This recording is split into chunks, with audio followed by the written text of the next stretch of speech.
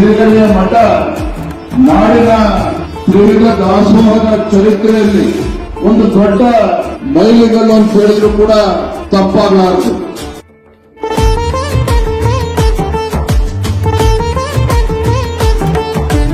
ಇದು ಯಾವುದೇ ಒಂದು ರಾಜ್ಯ ಸರ್ಕಾರವು ಕೂಡ ಅಷ್ಟು ಉತ್ತಮವಾದ ಕೆಲಸ ಮಾಡೋದಕ್ಕೆ ಸಾಧ್ಯ ಆಗೋದಿಲ್ಲ. ಅಂತ ಸೇವೆಯನ್ನು ನಮ್ಮ ಮಠಮಾನ್ಯಗಳು ಮಾಡ್ತಾ ಇರ್ತಕ್ಕಂಥದ್ದು.